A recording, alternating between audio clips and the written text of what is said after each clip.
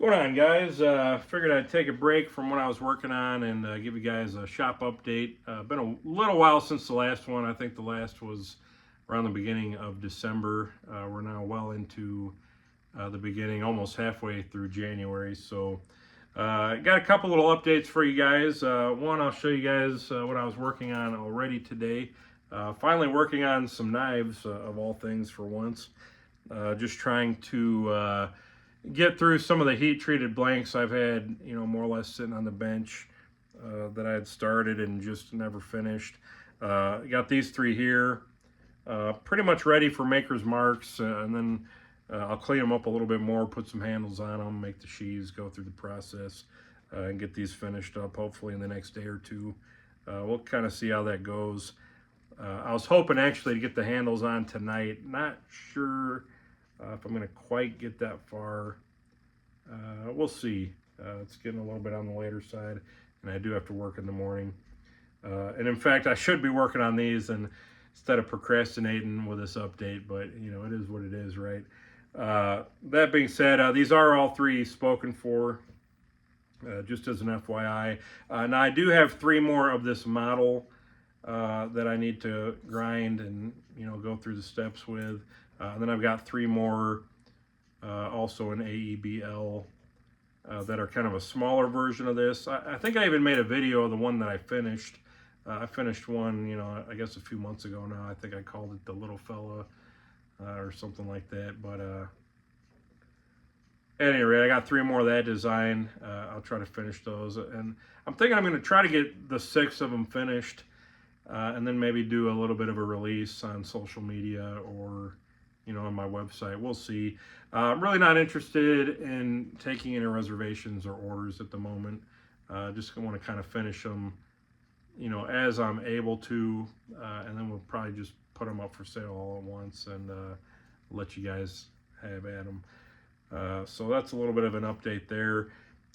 If you guys have been following, I did just release a new sheath model. That's been getting some good traction. Been filling a good handful of orders for that first batch already, so I appreciate those.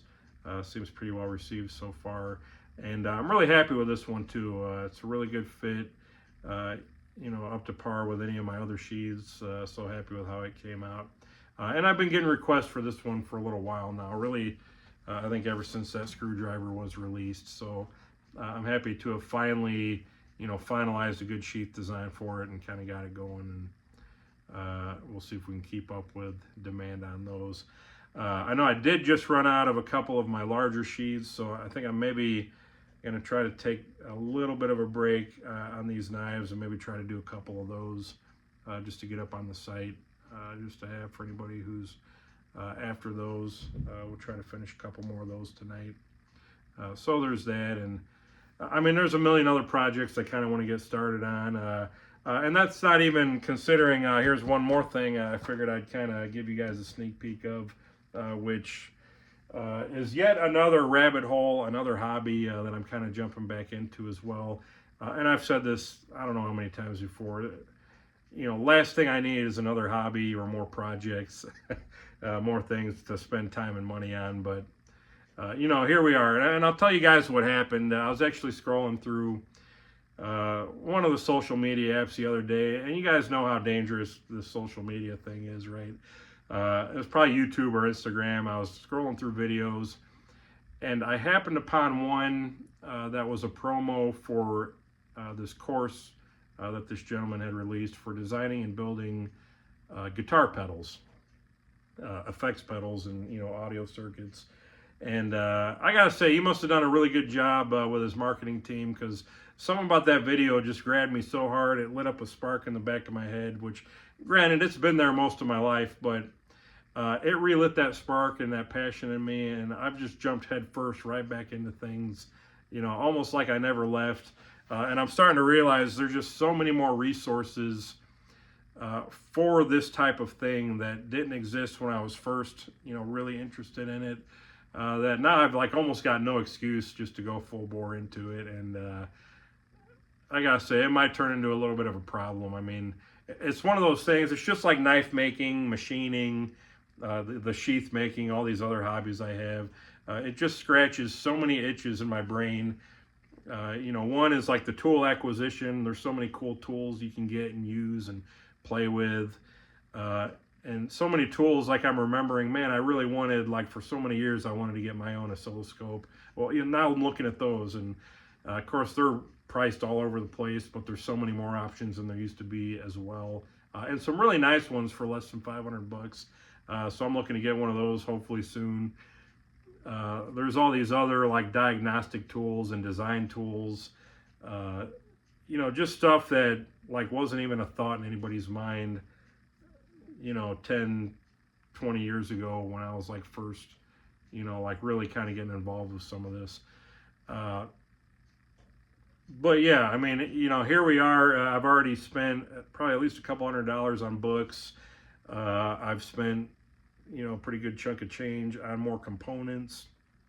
I'm starting to look around and kind of gather up all my old like electrical tooling and diagnostic tools. And, I've got, power supplies, AC, DC power supplies, and jumpers and cables and soldering stations and, all kinds of little things like breadboards and all these piles of components I've collected over the years. I'm trying to find those and get them organized and back together. I've got this box here, which I don't think I'm even going to go through. There's just so many things I bought, with Amazon nowadays. For instance, you could buy like these pot kits, potentiometer kits with, what is it, like 2, 4, 6, 8, 9 or 10 different values and styles of potentiometers. It's 100 pieces, for relatively inexpensively. Same with, I've bought like thousands of diodes already, capacitors, resistors. I've got op amps and transistors and, you name it. I'm just collecting a little bit here and there as funds and paychecks allow. And again, there's a tooling aspect of it. I don't know. I got like some new breadboards in here, breadboard modules, little substitution boxes where you can kind of select a resistance or capacitance and just to design circuits with. And, started watching all these videos. Like I said, I'm reading all these books and just really like getting reinterested in stuff that I used to like study and play with. I went to school for a lot of this stuff, for crying out loud. Started off in the double E program at Purdue Calumet and moved or transferred to double ET because I wanted more hands-on, which is what this is. And then that kind of morphed into ECET, or electrical and computer engineering technology, where I kind of had to split it between both. And I really wanted to keep focused on the electrical, electronics, controls aspect of things, but I'd transferred to a smaller satellite school of Purdue University, and unfortunately they didn't really have the program and the capacity that I needed it to be. So I had to kind of forfeit a lot of the more specialty like electronics and electrical courses that I wanted to take because they either weren't available at this school or they weren't available in the time slots that I needed it to be. But the interest was still always there. And in fact, I was even thinking of like when I first started getting into just electricity and electronics in general, I had a science project due. My school was actually putting on one of his first science fairs, and they kind of gave us some leeway. They said, hey, you can either do like a traditional like scientific method, kind of hypothesis that you prove or disprove, and show us the steps you go through, or you could just demonstrate something like roughly scientific. And so with that criteria, my dad suggested, well, why don't we build an electric motor, like a really rudimentary like DC motor, and you can kind of show that and explain how that works. And I remember as a kid just thinking, man, that sounds like the coolest thing ever. Like, where do we start, right? Or how do we start? I don't even know what we're doing. And, keep in mind, this was all pre-Google days too. And I think my dad just we built this off the top of his head. I think maybe he had built one similar as a kid himself, or I don't know if he saw it built somewhere else or in a book. I was actually trying to Google it last night, and again, this was pre-Google days when we did build it. I don't think we even had desktop computer in the house. If you wanted information on something, you had to go to the library or, hope you had a magazine or something. But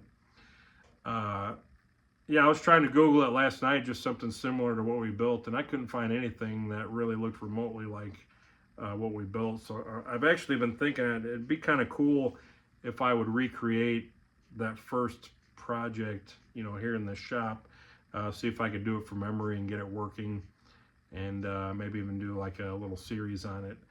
So I'm kind of planning and thinking about doing that. I think you guys would maybe enjoy that, or maybe you wouldn't. I don't know. Let me know what you think. But I just remember having so much fun and learning so much through that, and it kind of sparked, my initial passion for this kind of thing, up to the point that it's even, like I said, what I went to school for. And granted, my career path didn't quite turn out along that same trajectory. Though I still, do dabble with electrical and electronics, as an HVAC tech, and use some of what I learned, and I've learned a lot since. But yeah, something just about like audio electronics and engineering and guitars and pedals and amps, like that stuff. It just really hits the sweet spot for me. And like I say, this just building guitar pedals, I mean, it scratches so many itches. I mean, I can't even tell you. And it's one of those things, it can get as simple or as complicated as you want it to be. You could do it for really as relatively inexpensive or as expensively as you want to be. And I've already got a lot of ideas for certain things that I want to try. And it's one of those things, like the nice thing about this, this whole like genre, is you could start even with, say, the most simple circuit you can think of, say like a boost circuit. Those are typically a little more than like 4 or 5 components. I mean, you got a couple resistors, a couple capacitors, a transistor, and really all it is to begin with is just a basic transistor circuit with a biased transistor. You put a signal on one side, get something different from the other side, and that's like a basic amplifier or boost circuit. But the interesting thing is, if you were to change any values of almost any of those 4 or 5 components, or change the type or the style of each component, you now have basically a completely different circuit that's now not just a boost or an amplifier, but maybe now it's a overdrive or a distortion. And then you can add on from there. You can add in like clipping diodes. You could do like symmetrical or asymmetrical, different values and styles of diodes. And that's just one aspect of diodes. And then, you can put them on the back end of the circuit or maybe the front end of the circuit. And, you can add like a gain control or tone control. So you can build like rungs to this ladder. And again, make it as simple or as complicated as you can. But even with each aspect of that, you could start tweaking and playing with it and making it almost something completely brand new and unique, with kind of minimal effort, really. And, that's kind of the fun part of the experimentation of it. It's also something that, I mean, if you got a guitar with you, you breadboard, prototype your circuit. Like I said, I got, breadboard modules in here with jacks in them already. They just plug into a breadboard. You can rough prototype a circuit like in a matter of minutes. Plug it into a guitar, strum some chords, listen to what that sounds like, and then you can tweak it like right on the fly as you go. Change parts and pieces, pull them out, tweak the values, tweak the types, the styles, and just hear in real time, like, oh, that changes this makes this louder, this makes this, gives more treble, more bass, makes it a little crunchier sounding. And there's just so many cool things you can do with like just even the most simple basic circuits. And then you start getting into like more complicated stuff, and it gets even cooler from there. So I don't know, like I say, it just scratches a lot of itches for me. I'm kind of really happy to kind of start getting back into this now. Again, it is getting a little dangerous with, kind of jumping in too deep, too fast. You start seeing all these fancy tools and toys, and it's like, man, I could really use, like this one company, Copper Sound Pedals. They make these substitution boxes. They've got probably like 6 or 7, 8 of them. They're all about $60 a piece. And I'm like, man, I'd probably like one, if not a couple of each of these, just to start playing with and, making quick changes on circuits. Well, I mean, you could easily spend $1,000 just right there. And, that's not to mention like scopes and meters and, or even just old components. There's a lot of like obsolete or no longer made like diodes and transistors that are really highly sought after, that give really unique characteristics to the sound and shape of circuits and stuff. And I mean, that's its own rabbit hole. I mean, I saw one guy, he was building a pedal. He's like, oh, I got this transistor here that I think it was broken. He said, I paid $300 for this, just this chip, or it's worth that much anyway. And, so that's really interesting. And, like I said, there's just so many different ways you could take this hobby. I don't know if I'm probably not going to turn it into a business. I don't have these grand designs of, making $1 million off of some, I don't necessarily envision myself making like the next Tube Screamer pedal or like a big muff circuit or, all these like iconic quintessential pedals that if you're a guitar player or a musician, you've no doubt either played through or heard about already.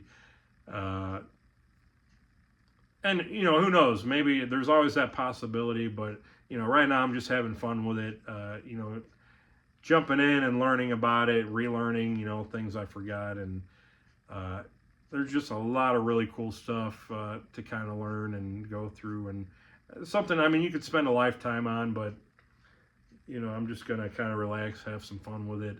And maybe you'll see a few videos here and there as I build some circuits, build a little, test desk, or a little laboratory area in my office or basement.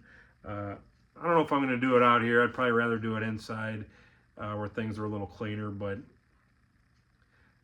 yeah, maybe we'll make some content and we can kind of learn together. Or I'll show you what very little, very little I know, but we'll see. I'm going to have some fun with it. Going to try not to let it overtake, some other things that I'm kind of obligated to at the moment. But, as I do get free time, I'm trying to read up and watch and study. And, even just having a video playing in the background sometimes of a guy building a pedal and talking about it, you start absorbing all this information. And it's just really enjoyable and fun to get back into. So that's all I'm going to say about that. Maybe some other time, we'll go over some of the stuff I've been collecting and buying. That could be its own like 20-30 minute video. And I think I'm getting pretty close where I can maybe start, breadboarding some circuits and playing around. I think I may actually even go this week and pick up a real cheap, like a Squier Telecaster or something. I've got a 2 or 3 basses in the house. I've got a couple acoustic guitars, but I really need an electric guitar, I think, to kind of round everything out. So, and actually I've got a cheap one, like an old Harmony, but I don't know, I might go buy a new guitar this week, just to have something to strum around with. I'm certainly not a guitar player, I'm more of a bass player. The strings fit my sausage fingers a little bit better, but we'll see. If anything, I'll get my brother to come over and test some of these out. There's certainly no shortage of musicians in my family and friends group. If I get a good circuit going, I've certainly got plenty of testers I know would be willing to try one out for me. And like I said, I'm already getting all these ideas and inspiration. So we'll see what comes of it. And it may be something in another month that fizzles out and you never hear about it again. But I don't think so. I mean, I'm kind of feet first into it right now. Really remembering just how much I enjoy, the theory and the design and, just all the possibilities. I think I'm going to have a lot of fun with this. And, the biggest problem for me right now is just fitting it into my already very full roster of, hobbies and projects and jobs and everything else. But, you got to do what you got to do, right? So we'll make it work, and we'll see what happens. But in the meantime, I've got some knives to finish, some sheets to work on. So that's it for this mid-January update. we'll see where we're at on the rest of them. I imagine by the next update I will have acquired some more books, some more components, and probably some more tools. Maybe I'll make some videos on those and just give you guys a little peek at them for anybody that might be interested. And hey, speak up if this is something that interests you. If you'd like to see more content around electronics and audio circuits and that sort of thing, maybe like tools and testers. Let me know if it's something that you say, hey, that would bore the crap out of me, and let me know that too. And maybe I'll taper it up or down accordingly. But we'll see what happens. It's not going to be turning into the Riley Knife tool and guitar channel anytime soon. But I will sprinkle a little bit of that content in there for you guys, as it's something I'm interested in, and maybe by default you guys will be too, if I spin it just right. So and another thing, I'd like to maybe remake that first science fair project, that first electric motor I built with my dad. Maybe I'll see if I can do that from memory, or figure that out. So let me know if that's something you guys be interested in seeing, and maybe I'll start working myself up to that one too. I think that'll be a fun little couple of videos or so. So we'll see. That's going to be it, guys. I appreciate your watching. As always, we'll see you on the next one.